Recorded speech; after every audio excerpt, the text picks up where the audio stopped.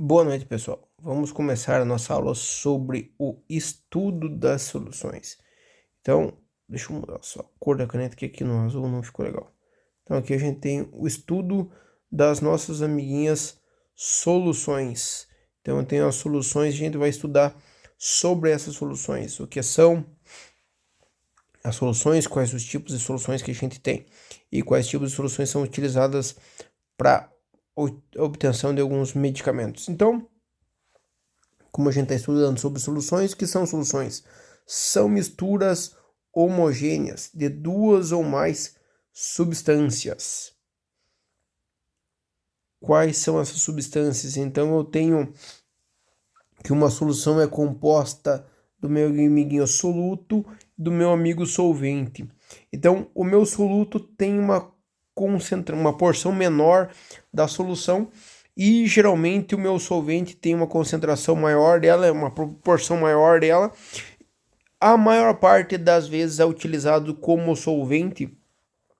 A gente tem como solvente um solvente universal, que é a nossa amiga água. Então a água é um solvente universal. A gente utiliza na maior parte das vezes água. Não quer dizer que uma solução tenha que ser obrigatoriamente expressa por um soluto e água. Como solvente, a gente pode ter, por exemplo, o álcool, pode ter glicerina, pode ter diversos produtos que são utilizados como solvente. Mas o mais comum é a água, que é um solvente barato que a gente tem, que é encontrado em todo lugar na natureza, tá certo? Então aqui a gente tem alguns exemplos. A água seria um soluto, o ar um soluto, açúcar, ligas metálicas, entre outras situações. Eu tenho água e ar como solvente, tá certo? Aqui, como forma uma solução, de que forma que acontece essa solução? Então eu tenho a substância A mais uma substância B e eu tenho a mistura das duas que forma a minha solução, tá certo? Então aqui a minha substância A podia ser H2O, que é a água, e a substância B podia ser NaCl, cloreto de sódio, tá? Eu tenho água com sal de cozinha. Quando eu misturo as duas, eu vou obter o cloreto de sódio misturado na minha água, promovendo uma solução dessa forma, tá? A gente tem que a dispensação do soluto no meu amigo solvente, ou seja, do NaCl aqui. Ficou feio a escrita, né? Deixa eu escrever certinho. Do NaCl mais H2O, que é a minha água, tá? Então, quando eu tenho a disseminação aqui do meu HCl na água, eu tenho que esse HCl agora passa a ficar no meio da minha água ali.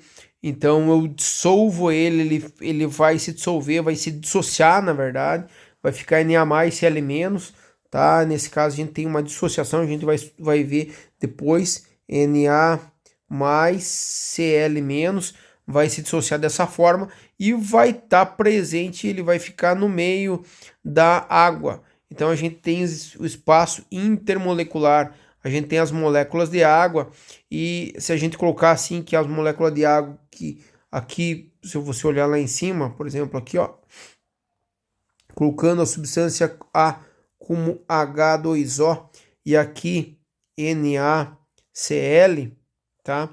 A gente tem aqui uma molécula de água, aqui outra molécula de água.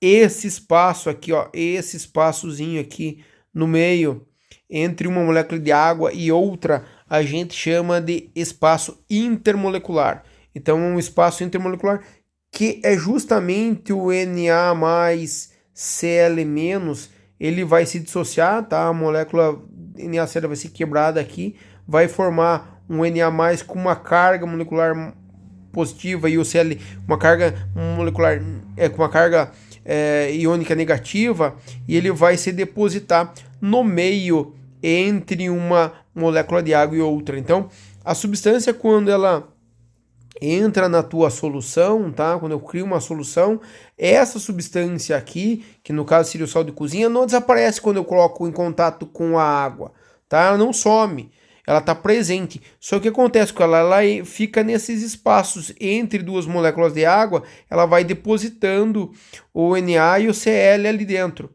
Chega um ponto que isso aqui vai estar totalmente lotado, não vai ter mais espaço para que o Na, o sódio e o cloro entrem nesse espaço intermolecular.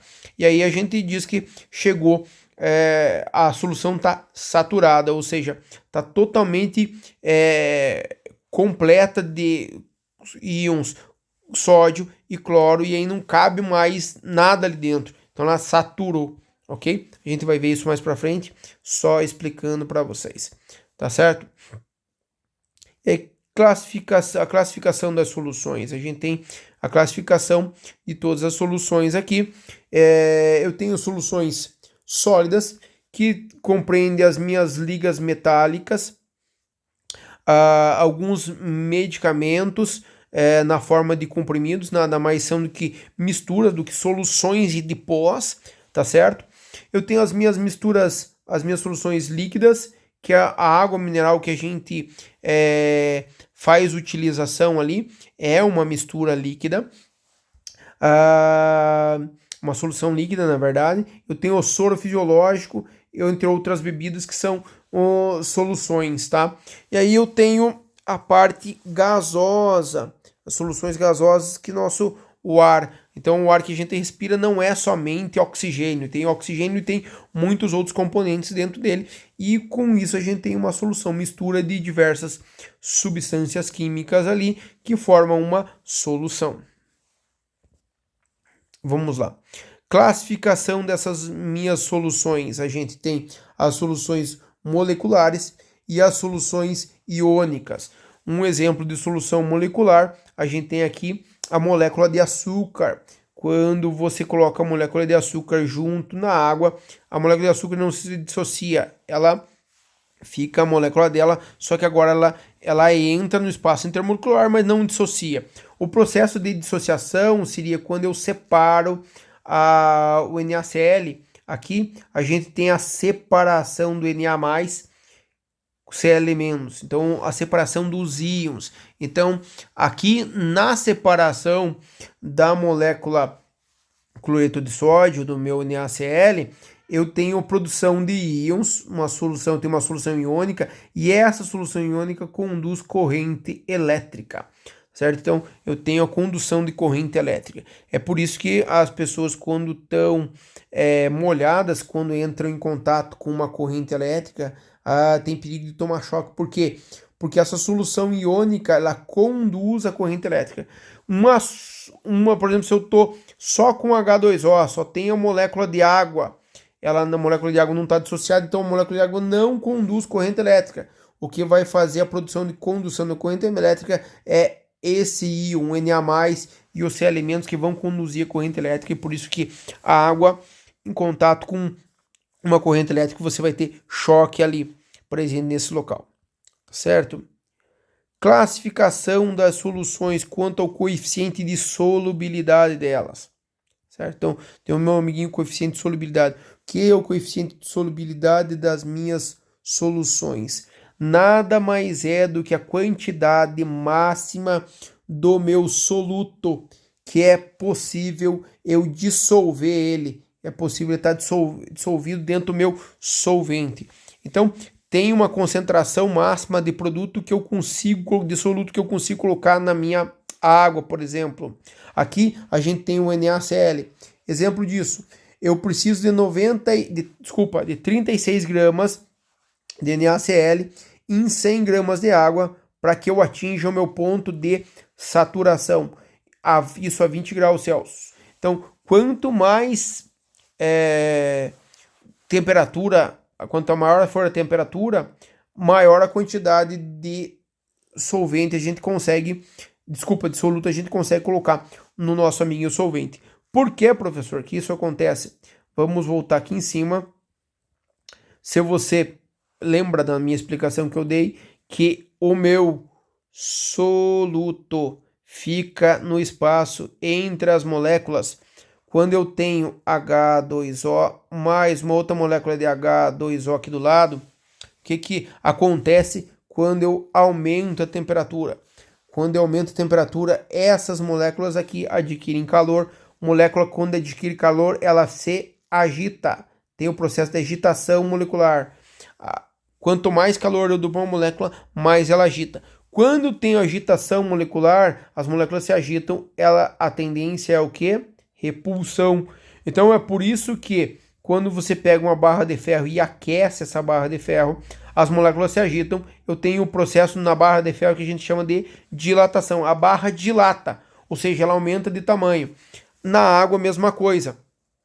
Uma molécula e a outra acabam ficando muito agitada e elas se afastam uma das outras. Quando eu tenho um processo de afastamento, aqui essa molécula vai para o lado, essa vai para o lado, essa vai para o lado, esse espaço aqui entre uma molécula e outra agora aumenta. Eu tenho mais espaço entre uma molécula e outra. Consequentemente, cabe mais o quê? Cabe mais soluto ali dentro. Então, cabe mais soluto ali dentro. Por isso que o meu coeficiente de solubilidade aqui, ele vai depender de quem? Da minha temperatura. Então, se uma temperatura de 20 graus Celsius, eu tenho 36 gramas de NaCl.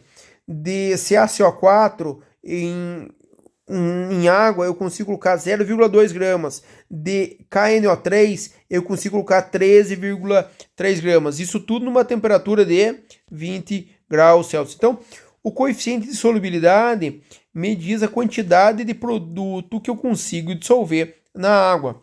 Esse coeficiente de solubilidade aqui, para a gente, CS, é importante para duas situações. Primeiro, para saber quando uma solução fica saturada, tá? Quando uma concentração fica, quando uma solução fica saturada. E se eu sei o ponto de saturação das minhas soluções, eu tenho mais um ganho aqui. Eu consigo fazer o quê? Isso aqui serve de teste para mim saber se o produto que eu estou utilizando, se o produto que eu estou comprando realmente é aquilo que eu estou adquirindo. Por quê? Imagine que eu comprei esses produtos, o NaCl e o KNO3. Esses dois produtos eu comprei. Só que eles se misturaram. Agora, no pacote não estava escrito o nome de cada um deles. E eles fizeram o quê? E eles foram misturados. E agora eu não sei qual que é o NaCl e o KNO3. Ambos são produtos brancos, um pó branco. Eu não sei qual que é. Como é que eu faço para descobrir qual que é qual? Bom, eu pego um dos dois produtos, pego 100 gramas de água e começo a colocar o princípio ativo na água. E vou pesando a quantidade de princípio ativo que eu coloco lá 13 gramas. Pego um princípio ativo, coloco 13 gramas e tento fazer o quê? Dissolver. Dissolveu totalmente os 13 gramas. Agora eu acrescento mais 1 grama. Ele não consegue dissolver esse grama. Agora, esse princípio ativo que eu coloquei ali, ele vai a água aqui e vai ter o quê? Um corpo de fundo. Vai precipitar embaixo. Ou seja, se ele precipitou embaixo, eu sei que é o quê? KNO3. Por quê? Porque eu comprei o NaCl e o KNO3. Mas eu coloquei 14 gramas em 100 gramas de água e ele fez um corpo de fundo. Ele não dissolveu totalmente o meu produto. E agora eu sei que é o quê? Eu sei que não pode ser o NaCl, porque o meu NaCl teria que dissolver até 36 gramas em 100 gramas de água. E aqui só dissolveu 13,3 gramas do produto. Então, quando a gente consegue fazer alguns testezinhos como solubilidade, e eu consigo realmente ver se é um produto que eu estou querendo ou não. Por exemplo, eu pego um produto que ele é insolúvel em água. A gente está utilizando H2O aqui como solvente, tá? H2O. Mas se o meu produto CaSO4 não é solúvel em água, digamos que ele não seja solúvel em água, e agora eu misturo ele na água e ele se dissolveu, aqui ó, você pode ver que ele é bem pouco solúvel em água, 0,2 gramas Em 100 gramas de água ele consegue dissolver só. Então é um produto com baixa solubilidade. Mas eu coloquei 5 gramas em 100 gramas de água e ele dissolveu tudo, todo ele. Ou seja, ele não pode ser um CaCO3, tá? CaSO4, desculpa. Por quê? Porque ele dissolveu 5 gramas do meu produto ali dentro. E não pode. Ele teria que dissolver no máximo 0,2 gramas ou quase não dissolver. Ia ter que formar um monte de corpo de fundo e não formou. Então a gente sabe que esse produto não é o CaCO3, tá? Então a gente tem ali esse tipo de possibilidade de identificação dos meus princípios ativos através simplesmente da dissolução deles, sabendo o coeficiente de solubilidade, tá? Então, quando a gente tem esse tipo de situação, se eu tenho, por exemplo, NaCl, aqui a gente sabe que vai 32 gramas, é possível dissolver 32 gramas, deixa eu ver, eu não lembro se eu pensei, 36, desculpa, pessoal. Aqui, ó. Então, é possível dissolver de NaCl aqui, é possível dissolver 36 gramas em 100 ml de água, 100 gramas de água, tá certo? Se eu tenho uma solução que está dissolvendo 3 gramas, essa minha solução aqui é insaturada, ela não atingiu o ponto de saturação ainda. Então, eu vou colocando a açúcar aí, NaCl, na minha solução, e aí ela vai ficando cada vez mais concentrada. Então, eu tenho uma solução de 3 gramas e daí eu vou acrescentando, eu acrescento 10 vezes mais sal de cozinha. Agora eu tenho 30 gramas de sal de cozinha em 100 gramas de água. Essa minha solução vai estar mais concentrada do que a concentração de cima de 3 gramas. Eu continuo acrescentando o sal de cozinha. Vai chegar um ponto que ele vai atingir o ponto de saturação, ou seja, 36 gramas, que é o máximo que eu consigo dissolver de água aqui. Desculpa, consigo dissolver de NaCl em 100 gramas de água, e aí a gente diz que a nossa solução está saturada, não entra mais nada de NaCl, de sal de cozinha na minha solução, tá certo? Agora, a temperatura, ela no processo de agitação, eu acabo forçando a agitação e eu consigo dissolver 30 gramas pelo processo de agitação. No processo de agitação manual, a gente acaba doando um pouco de calor aqui, acaba transmitindo um pouco de calor, agitação, as moléculas acabam expandindo e em 100 gramas de água eu consigo dissolver 38 gramas de NaCl. O problema é que essa solução supersaturada, ela é o quê? Ela é instável. A solução é instável. E aí tudo que é instável, com o passar do tempo, tende a voltar para estabilidade. Então ela tende a voltar para estabilidade.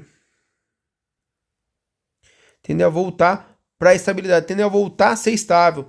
Como eu tenho uma solução que é instável, que está aqui, ela tende a voltar para a estabilidade.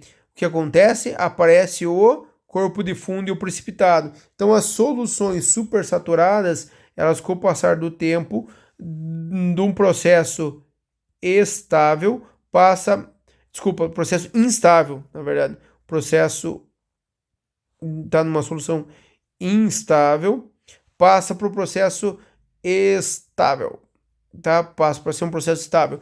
E aí, nesse processo de estabilidade, ela precipita o sal de cozinha no fundo da minha solução, tá certo?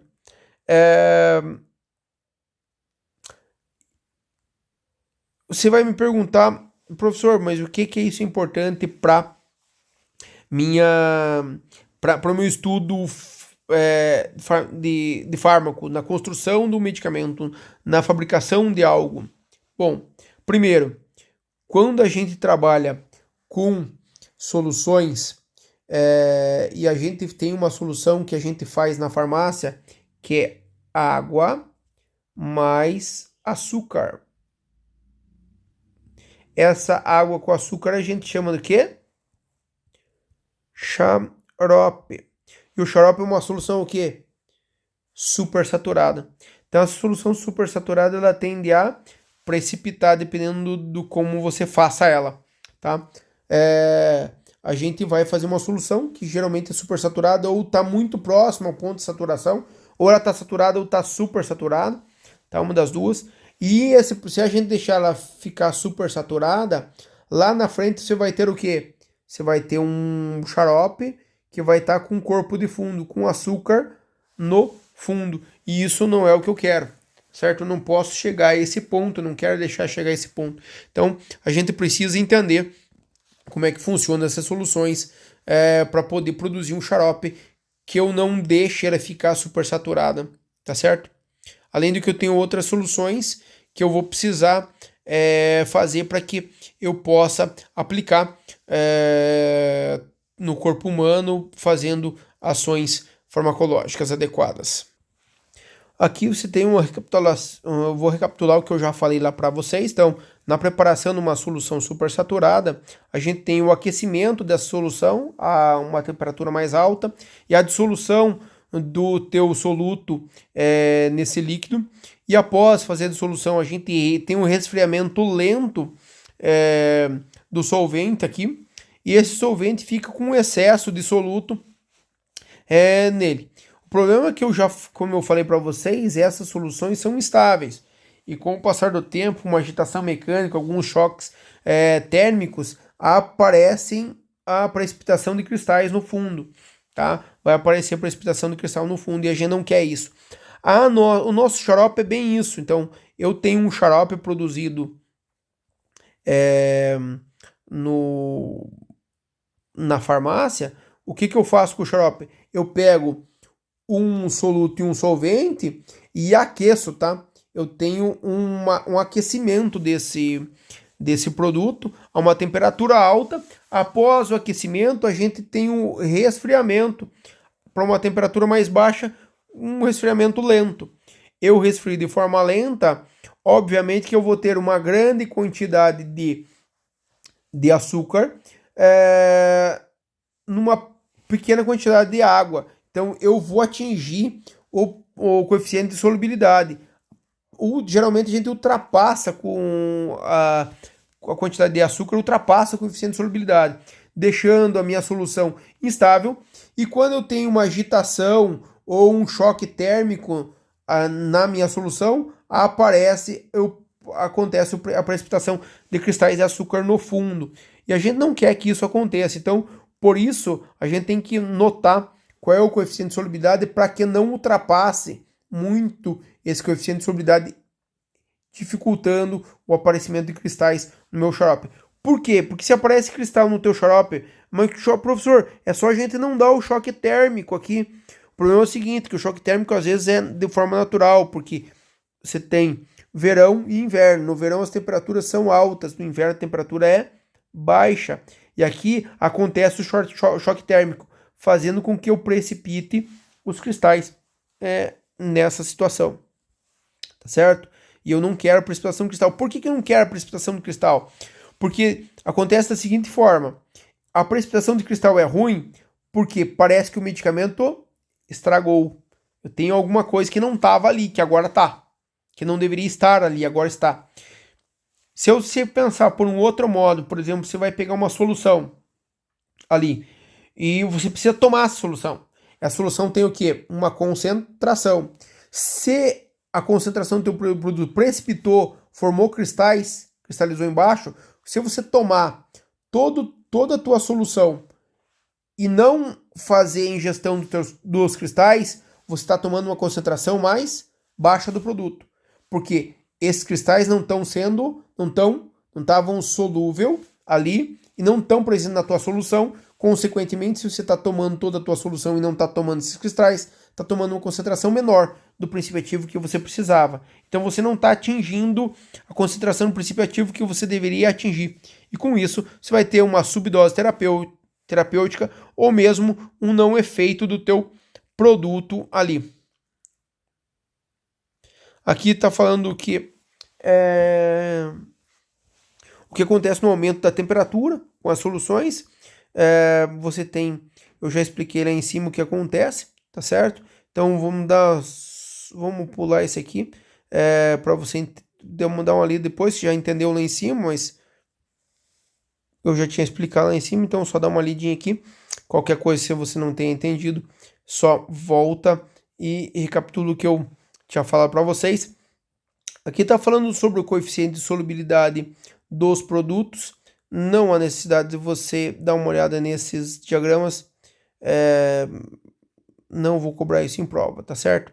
Então, o que eu quero com vocês aqui é que você entendam o que são essas soluções, como elas são importantes para farmácia, de que forma que ela é importante para a farmácia, porque eu tenho as minhas soluções e para produzir os líquidos que a gente tem na farmácia, todas as formas farmacêuticas líquidas que você tem na farmácia são o quê? São as soluções. Então, todas as formas farmacêuticas líquidas são soluções.